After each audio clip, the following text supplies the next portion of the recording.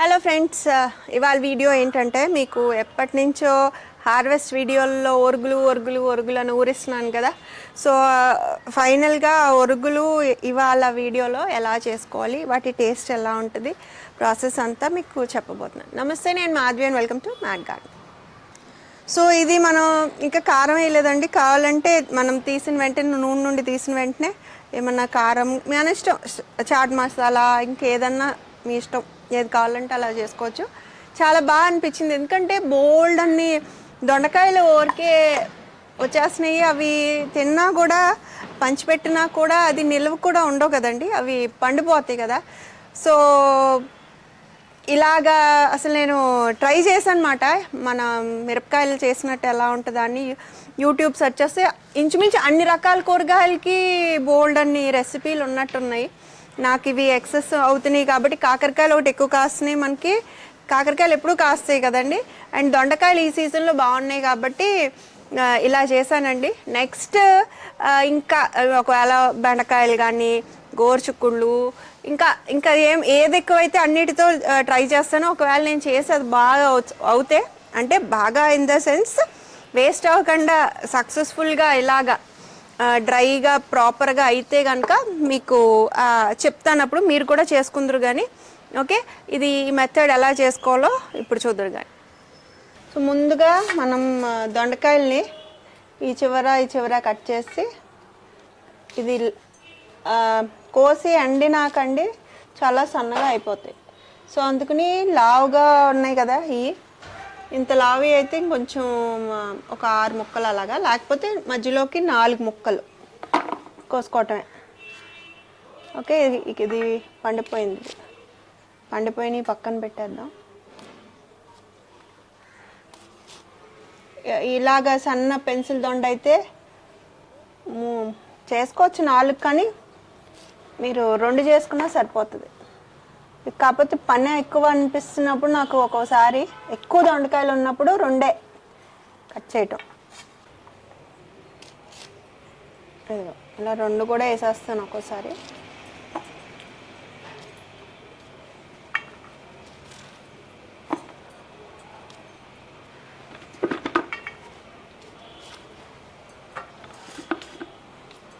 ఇంత పెద్దదైతే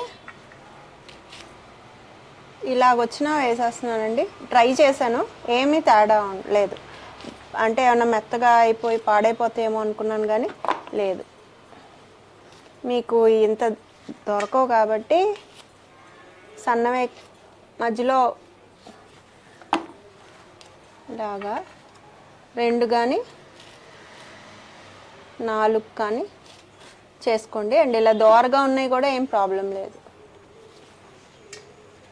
ఇలాగా పండిపోయినవి అయితే మాత్రం ఏం చేస్తున్నానంటే కలెక్ట్ చేసి ఓ పక్కన వేసుకుంటాను కదా. ఇలాగా అవి పచ్చడి బాగుంటుందండి, రోటి పచ్చడి. పండు మిరపకాయలు కూడా కోసాం కదా, సో పండు మిరపకాయలు వేసుకుని రోటి పచ్చడి బాగుంటుంది. పచ్చి అనుకోండి, కొబ్బరి వేసుకుని కొంచెం లైట్గా చిన్న చిన్న ముక్కల కింద కోసుకుని ఎక్కువసేపు మగ్గనివ్వకుండా కచ్చా పచ్చగానే మనం అది కొట్టుకుని కొబ్బరి కూడా వేసుకుంటే చాలా బాగుంటుంది పచ్చడికి. పండిదైతే ఇడ్లీలోకి చట్నీ లాగా కూడా బాగుంటుందండి.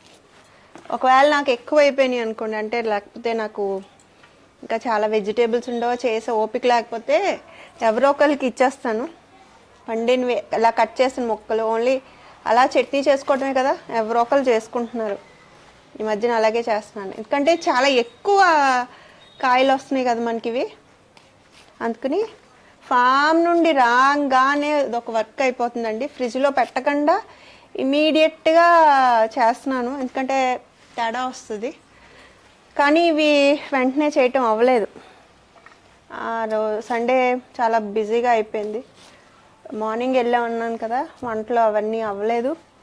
ఈవినింగ్ ఏమో ఈ ఆన్లైన్ సెషన్స్ ఒకటి ఉన్నాయి కదా, సాటర్డే సండే. సో కొంచెం బిజీగానే అయ్యింది లాస్ట్ వీక్ అంతా.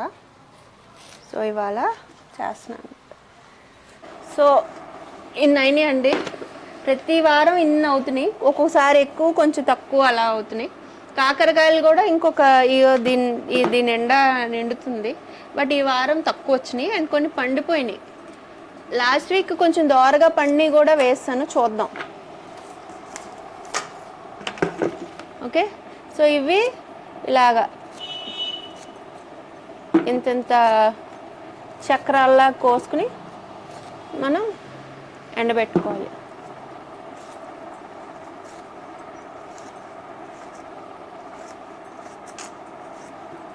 ఏం కావాలో అమ్మగారికి.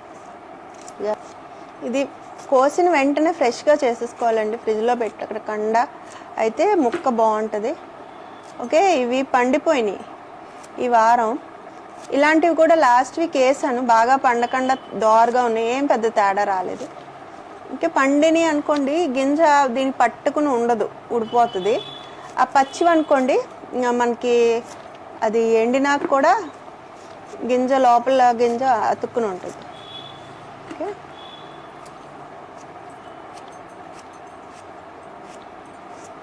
ఇది సన్నగా కొయ్యట్లేదు ఎందుకంటే అది ఎండితే మనకి ఈ సైజు వస్తాయి. ఓకే, లావుగానే ఈ మాత్రం లావుగానే కోసుకోవాలి.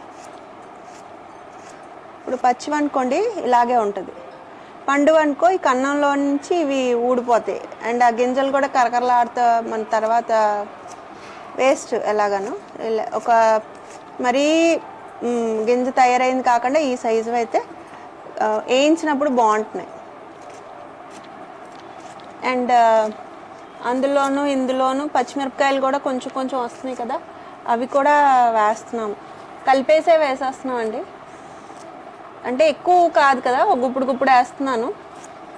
పెద్ద టేస్ట్ కూడా ఏమీ తేడా అనిపించలా, అంటే ఇది చేదు ఉంటుందా అలాగా ఏం లేదు, బాగానే ఉంది. మామూలు ఊరమిరపకాయల్లోనే ఉన్నాయి. మిరపకాయలు ఉన్నాయండి కదండి, వీటిని కూడా ఊరమిరపకాయలాగా చీరేసి కొంచెం కొంచెం అయితే నేను ఇలా గుప్పుడు అయితే వేస్తాను. ఇవాళ ఎక్కువ ఉన్నాయి, సో విడిగా వేద్దామా ఇందులో వేద్దామో అర్థం అవ్వట్లేదు, ఇవి విడిగానే వేస్తాను. సో ఇలాగా ఒక పిన్నీసో దేని పెట్టుకుని ఇలా జస్ట్ చీరేసి ఈ చివరిన మళ్ళీ విడిపోకుండా అంటే ఇలా ఓపెన్ అవ్వకుండా జస్ట్ ఇలా పెట్టి ఇలాగ అంటాం ఇలాగా. సో ఇవన్నీ కూడా చీరేసి ఒక దాంట్లో మనం ఊర పెట్టుకున్నాం. ఓకే, మిరపకాయలు అందులో కలపను ఎందుకంటే అవి ఎక్కువ ఉన్నాయి కదా, ఎక్కువ ఉన్నాయి కాబట్టి. ఒకవేళ మీకు ఈ ప్లాస్టిక్ వాడటం ఇష్టం లేకపోతే జాడీలు ఏమైనా ఉంటే జాడీల్లో కూడా చేసుకోవచ్చండి. ఓకే, పచ్చిమిరపకాయలు, దొండకాయలు, కొంచెం ఈసారి కాకరకాయలు తగ్గినాయి. మామూలుగా అయితే ఈ మధ్య అంతా ఇది కూడా ఒక డబ్బాడు అవుతున్నాయి. ఇప్పుడు ఏం చేయాలంటే కల్లుప్పు తీసుకున్నాను, ఇవి కొంచెం ఉప్పు పడుతుందండి టేస్ట్ని బట్టే, మనకంటే ఉప్పుగానే ఉండాలి ఎందుకంటే మనం ప్రిజర్వ్ చేసుకుంటున్నాం కదా, పాడవకుండా ఉండాలంటే. మజ్జిగ ఎంత తీసుకున్నాం అంటే 1 లీటర్ పెరుగు అయి ఉంటుంది, ఒక ప్యాకెట్ తెప్పించాను. ఇంట్లోది ఒక తోడేసిన పాలు, అదే ఇంట్లో ఉన్న పాలతో ఒక 1/2 లీటరు ఆవు పాలు, అది ప్యాకెట్ పాలు. మనం టేస్ట్ చూసినప్పుడు కొంచెం ఉప్పుగానే ఉండాలి, సరిపోయింది అనుకోండి ఇంకొంచెం ఉప్పు వేసుకోవాలి. అలా అని మరి ఎక్కువ ఉప్పు కూడా ఉండకూడదు, మళ్ళీ అది వీటికి పట్టేస్తుంది. ఓకే, ఉప్పుగానే ఉండాలి. ఇదిగోండి హాఫ్ వేసాను, అంటే చిన్న కప్పుతో వేసినట్టు అందులోనూ ఇందులోనూ. మొత్తం ఒక లీటర్ కానీ లీటర్ పావు పెరుగు కానీ అయి ఉంటుంది. అండ్ ఇది నేను చిక్కగా పెట్టట్లేదండి, మామూలుగా మా నాయనమ్మ అమ్మమ్మ వాళ్ళు చేసినప్పుడు ఊరమిరపకాయలు కొంచెం చిక్కగానే ఉండేది, మజ్జిగ తీసి ఎండ్లో ఆరబెట్టుకుని మళ్ళీ ఈవినింగ్ మళ్ళీ అది వేసి ఎవ్రీడే అలా చేసేవారు. ఇది కూడా ఎవాపరేట్ అయిపోయి దానికి పట్టే వరకు. బట్ ఇప్పుడు అలాగా చేయట్లేదు, నేను వీటిని పల్చగా ఉన్న మజ్జిగలోనే ఊర పెడుతున్నాను. ఇది ఎంత పనో చూసారు కదా. సో ఇవన్నీ వీడియో తీసి అంటే రికార్డ్ చేయడం అది కొంచెం కష్టమని మీకు ఇన్నాళ్ళు లేట్ అయింది. ఓకే, సో కలిసిపోయింది కదా ఉప్పు, ఇప్పుడు ఇందులో పోసేసుకుంటాం. ఇది వెన్నపూస తీసిన మజ్జిగ, మీగడ తొరకలు కనపడుతున్నాయి కదా మీకు.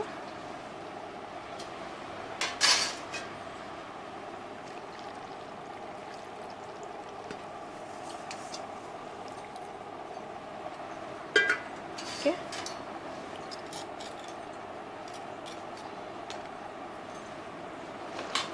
పోద్దాము, సరిపోద్దో లేదో చూసుకుని.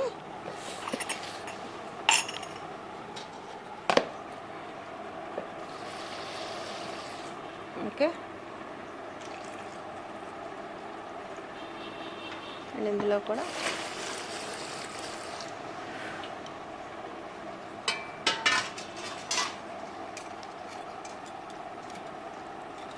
ఓకే సరిపోద్దండి ఇలాగా. ఇది ఇప్పుడు ఏం చేయాలంటే ఇది ఒక్కసారి రోజుకొకసారి జస్ట్ ఇలాగా కలుపుకుంటే, ఇలా ఒకసారి రోజుకొకసారి మనం కదుపుకుంటే పైన తొరకలు అవి కట్టకుండా మనకి బూజు అది ఏమి పట్టకుండా ఉంటుందండి. సో ఇప్పుడు దీని మీదకి ఏదైనా లిడ్ అంటే ఫుల్గా మూయకుండా కొంచెం గాలి తగిలేటట్టు ఇలా పెట్టుకోవచ్చు. వీటికి కూడా జస్ట్ ఇలాగా గాలి తగిలేటట్టు ఇలా పెట్టి దీని మీద కదా. ఓకే, ఇది ఇలాగా ఇవి అలాగా 3 days ఉంచేసి, ఇవాళ ఉంది కదా, ఇవాళ రాత్రి, రేపు రాత్రి, ఎల్లుండి రాత్రి ఉంచేసి ఆ నెక్స్ట్ డే 3 nights ఉంచేసి నెక్స్ట్ డే మార్నింగ్ మనం ఎండలో తీసి ఎండబెట్టుకుందాం.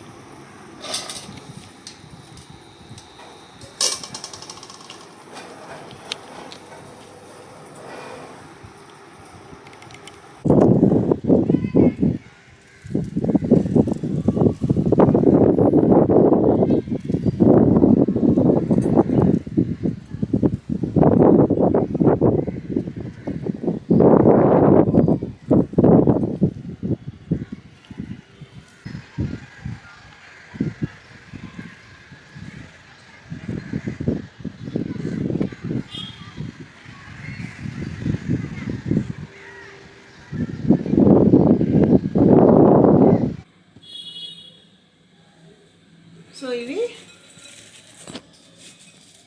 దొండకాయ ఉరుగులు చాలా ప్రెషియస్గా, ఐ మీన్ వేస్ట్ అవ్వకుండా ఎన్ని కావాలంటే అన్నీ. చూడండి ఎంత ఇదిగా ఓపెన్, అంటే ఇవి దగ్గరికి ఎండిపోయినాయి కదా, చక్కగా విచ్చుకున్నట్టు వేగుతున్నాయి కూడా.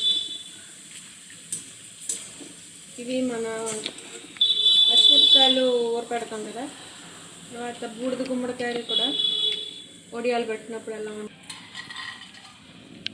ఓకే, ఇవి కాకరకాయలు, అందులో మళ్ళీ మిరపకాయలు వేసాను కారం కోసం. ఇందులో ఉప్పు పులుపు కూడా ఉంటుంది కదండి, అంటే పులుసుని మజ్జిగ కాబట్టి పుల్లగా ఉప్పుగా ఉంటున్నాయి.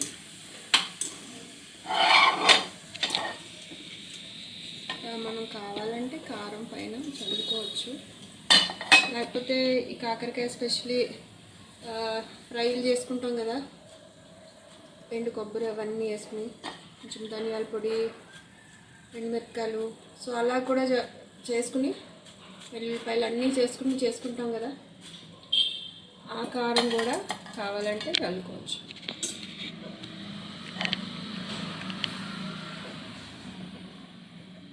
పచ్చిమిరపకాయలు. సో ఇక్కడ చూస్తున్నారు కదండి, ఇవి కాకరకాయ ఒరుగులు, ఇవి దొండకాయ ఒరుగులు. ఓకే, ఇవి మన ఊరమిరపకాయలు ఎలాగా మనం మజ్జిగలో ఊరపెట్టుకుంటాము ఉప్పేసి, అలాగే చేసుకున్న ప్రాసెస్ అండి. ఇలా ఎక్సెస్ అయినప్పుడు మనం ఇలాగ ఎండాకాలం కాబట్టి ఎండలో కొంచెం ఎండినాక ఇలాగ సేవ్ చేసుకుంటే స్టోర్ చేసుకుంటే మనం ఒడియాలు అవి ఎలా వేయించుకుని తింటామో పప్పు తర్వాత సాంబార్లు అవి పెట్టుకున్నప్పుడు సేమ్ అదే ప్రాసెస్. ఇన్ని చేస్తుంటే ఇన్ని అవుతున్నాయండి. ఓకే, సో ఇది పద్మ ఒకసారి చూడు, మొన్న అడుగుతున్నావు కదా దానికి. ఇది కరకర రావట్లేదు చూసారా, అవి చేదున్నాయా?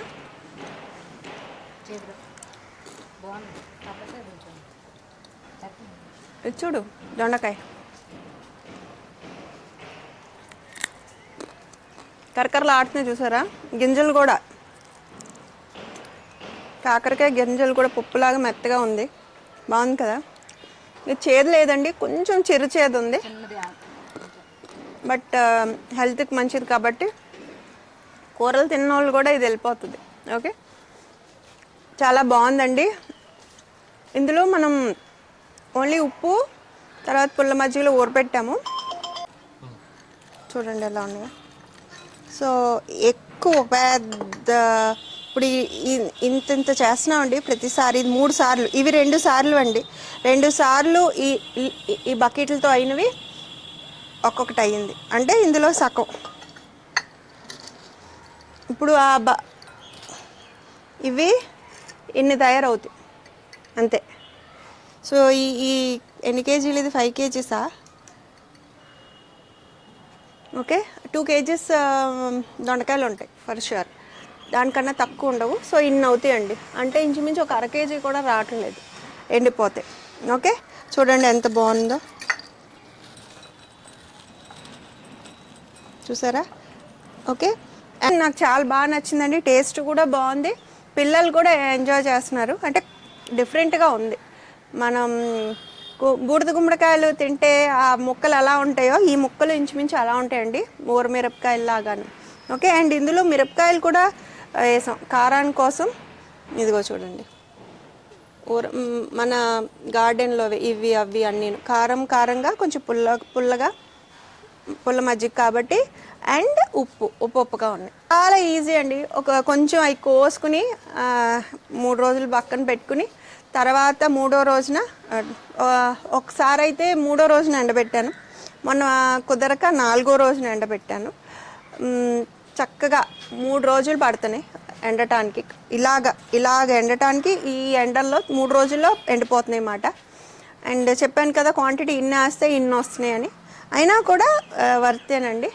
సో మీరు కూడా మీ ఇంట్లో ఏమైనా ఎక్సెస్ అయిపోయినా ఎక్కువ పండించుకున్న వెజిటేబుల్స్ ఏమైనా ఉంటే సమ్మర్ కాబట్టి ఇలాంటివన్నీ తయారు చేసి పెట్టుకోండి. అండ్ మనం కొన్నవే కాదు, బయట ఎప్పుడన్నా చవకగా దొరుకుతాయి కదా కూరగాయలు ఒక్కొక్క సీజన్లో, బెండకాయలు కానీ గోరుచిక్కుళ్ళు, దొండకాయలు, కాకరకాయలు, పచ్చిమిరపకాయలు, ఇవన్నీ కూడా ఇప్పుడు చేసుకునే టైం కాబట్టి బూడిద గుమ్మడికాయలు, ఒడియాలు అవిను చేసుకుని పెట్టుకుని ఎంజాయ్ చేయండి. ఓకే, అండ్ ఈ వీడియో మీకు ఉపయోగపడుతుందని అనుకుంటున్నాను. ఎలా ఉందో కూడా మీ కామెంట్స్ ద్వారా నాకు తెలియజేయండి. నచ్చితే లైక్ చేయండి, షేర్ చేయండి, సబ్స్క్రైబ్ కూడా చేయండి. I wish you all happy garden. లోకా సమస్త సుఖినో భవంతు.